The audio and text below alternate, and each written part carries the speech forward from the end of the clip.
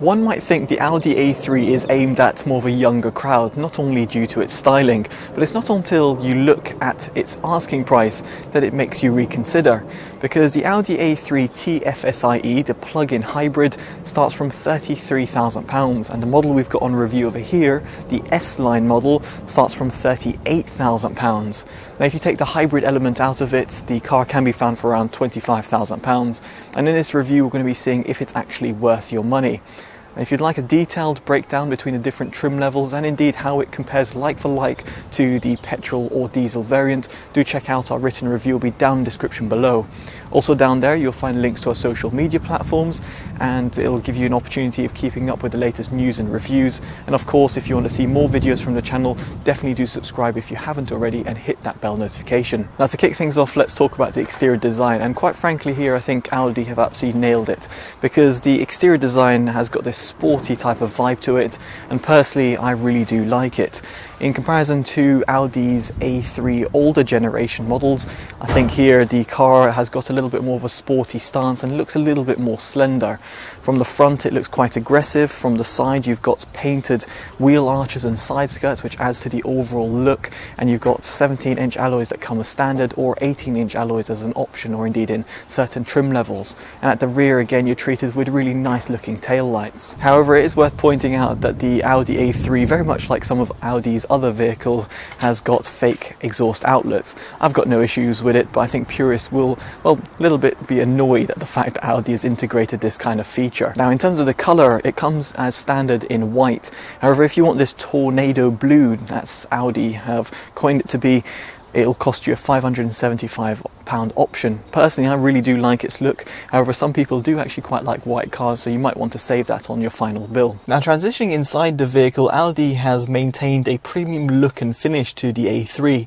The dashboard is really classy, and even the cockpit itself has these protruding ventilation grills, which just make it look, well, a little bit sporty and almost reminds me of sitting inside an airplane.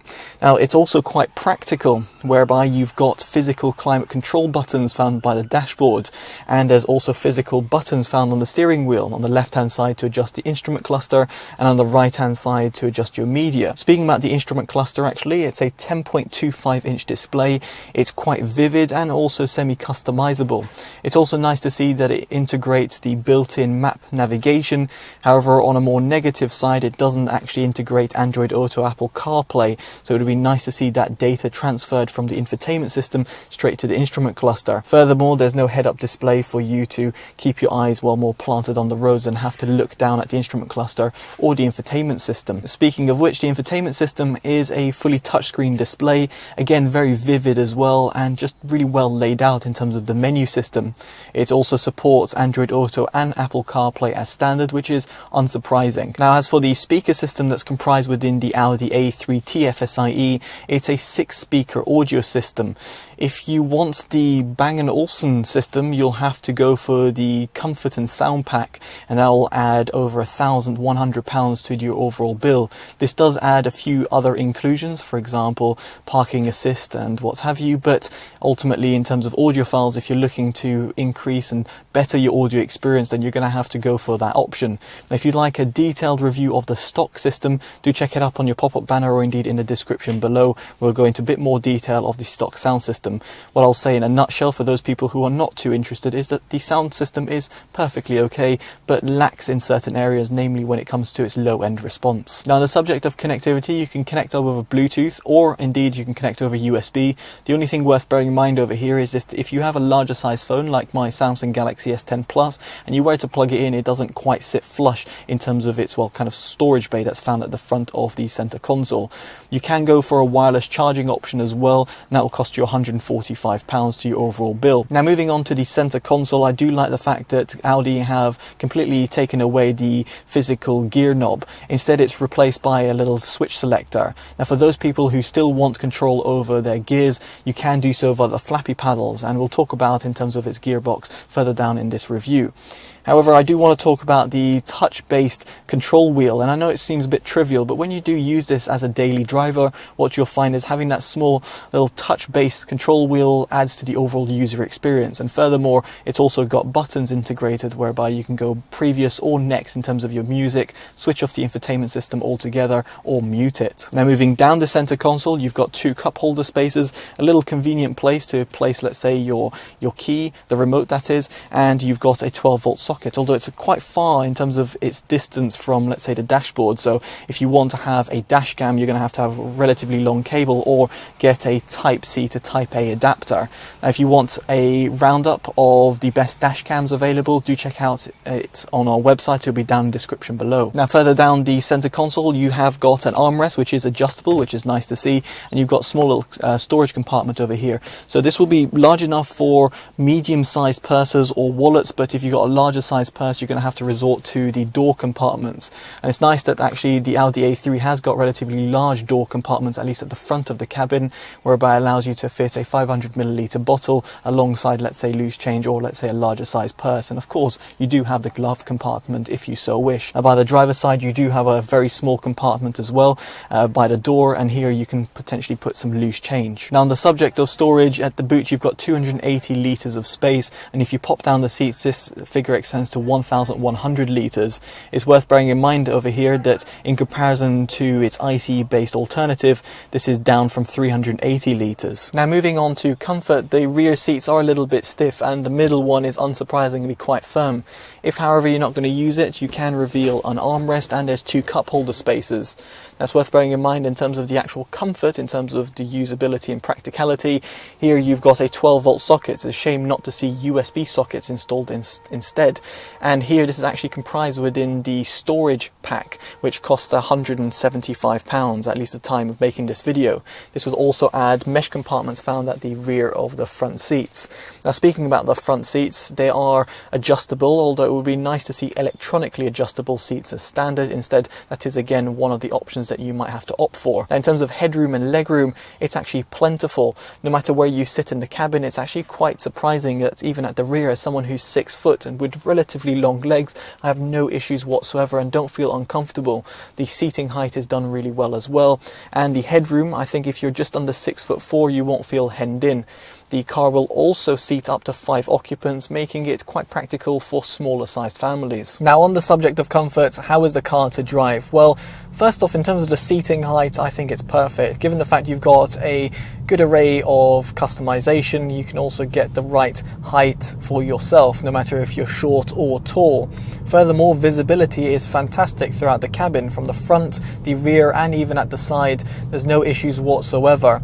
The only problem is that there is no blind spot assistance, and furthermore, when it comes to parking, you're limited to rear sensors only. You've got no rear view camera, unless of course you go for the additional option. But it would be nice to have seen a £32,000, or at least in our case a £38,000 car, come as standard with a rear view camera. Now, as we're on the motorway, I must talk about road noise, and here it does come across in the cabin, which is a little bit surprising given the price of the car, and furthermore given my experiences with Audi's other vehicles, which are really well insulated. Here you'll hear quite a bit of noise coming from the tyres, and furthermore, when it comes to the wind being deflected off the A-pillars, that can also be heard when you're going at speed. Now, very much on the subject of comfort, in terms of its suspension setup, I think Audi have actually nailed the execution here. It doesn't suffer from any body roll when you're driving it around speed on country roads, and likewise if you're going around town, you're not going to feel the bumps too much. Now, don't get me wrong, you will feel them in comparison to the likes of, let's say, a VW ID3 or VW Golf, or even Audi's more premium vehicles that have an active air suspension. But for a car of its class and its size, I think the suspension setup is just pretty much nailed on. Now, following on from that, the Audi A3 TFSI has a front wheel drive system only. It's quite a shame not to see Audi's Quattro, as in 4-wheel drive or all-wheel drive system, in play over here, and it would have been nice because it gives a little bit of extra stability. Furthermore, if you were to put your foot down on the accelerator pedal, what you'll find is you'll get a little bit of front wheel spin if you're going from a standstill to 60 miles an hour. Now in this respect, the car will get to 60 miles an hour in a tested 7.03 seconds, which is actually pretty impressive to say the least. And this is also because the car has a combination of petrol power and also electrical power.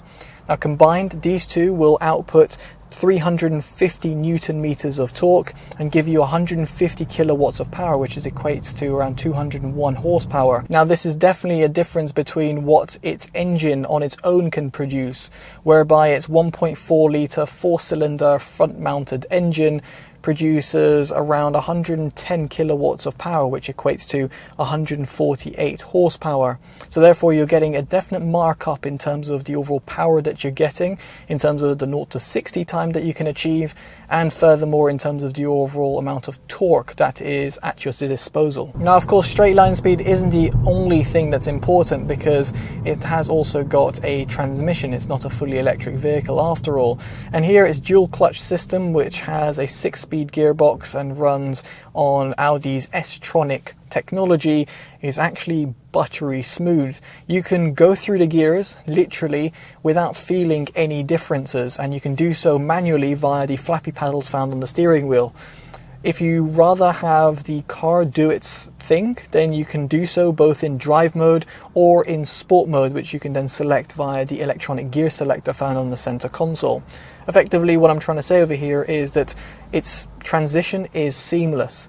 Now the same could be said about going between its electric power and its petrol power. You don't feel the difference. You can hear it, however. There is a slight difference in terms of audio, and you can hear the engine kick into place when, well, either if you've run out of battery or the fact that you choose to hold the remaining charge into the battery pack, then you will hear the noise of the engine kick in. And specifically when you are kicking down, in terms of you are effectively requiring a lot more power from the car and you're into lower gear, the car will kind of rev up quite a lot. So that's where that 1.4 litre engine really does get put to work. And if you're not going to be doing that regularly, you won't have a problem and you won't hear the car's noise. But if you do that regularly, you might find it a little bit hilarious how the car is just effectively trying to seek for more power when you require it. Now on that note, the car has a 13 kilowatt hour battery that's built in, and as a plug-in hybrid, it's no surprise to see the size and capacity being relatively small. Now Audi claim that you can get between 37 to 40 miles of range, and that's really dependent in terms of which tires you go for. So the 17-inch tires, or the rim should I say, will give you a little bit more range. Now in my experience with the 18-inch rims, I found that the actual car gets, well, roughly 25 to 28 miles. It depends in terms of how you drive and where you drive, but effectively I didn't notice more than that. So it's a little bit off the 40-mile claim, and I think the only way you could really achieve that is that if you were driving at around 20 miles an hour in kind of start-stop situations in all-electric power only. Now Audi does have regenerative braking built in, and there's no way of customizing it, but effectively you can see through your instrument cluster when it is recharging the battery, and so effectively when you lift off from the accelerator pedal, and it does this intelligently enough and recoups a decent amount of battery back into the battery pack.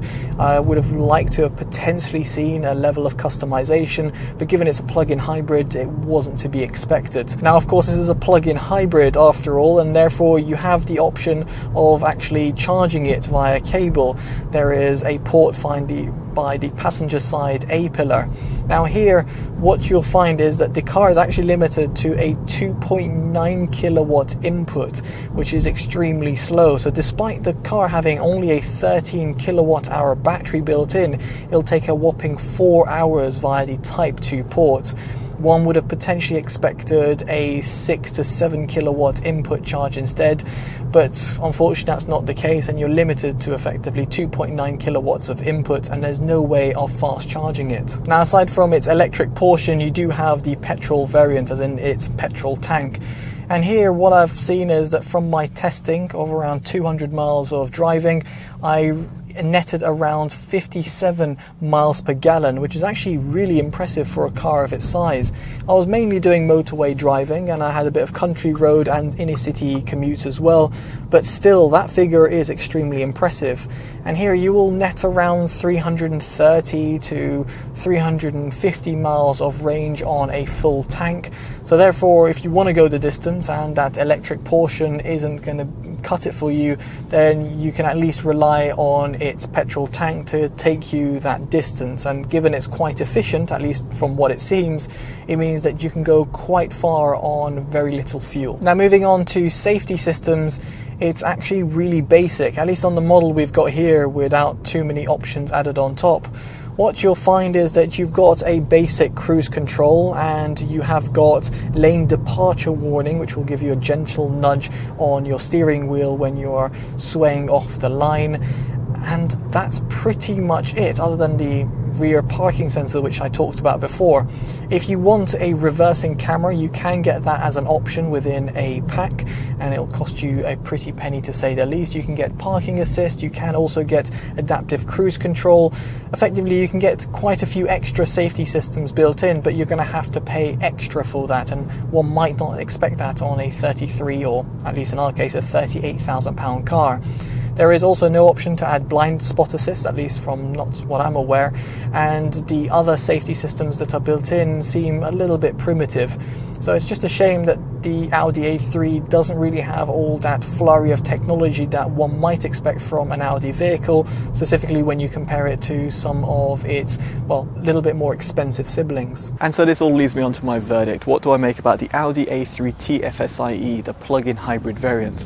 Well, quite frankly, I think Audi have done a sublime job in terms of the exterior and interior design. It's worth bearing in mind, however, that you are limited in terms of the overall boot capacity in comparison to its pure ICE based models. Here, however, I think that some people will be willing to take that sacrifice because it has added performance, and of course its eco-credentials means that it can ultimately lower your benefit in kind taxation. But if you consider on a whole, we're talking about a £33,000 vehicle over here, and at least in this model it's actually a £38,000 vehicle. At this price point you can actually buy a fully electric vehicle, so if you find a car that can actually suit your needs, and furthermore that you can charge at home, then I can't see why you wouldn't buy a fully electric vehicle in comparison to getting a plug-in hybrid. But that's just my thoughts and opinions about it, so I'd be intrigued to hear your thoughts in the comment section below. And if you like this video, give it a like, subscribe to see more from the channel, and hit that bell notification. And if you feel that this video will be helpful to a family and friend making an informed purchasing decision, then of course do share it. I've been Chris from TotallyEV, take care of yourselves, and goodbye.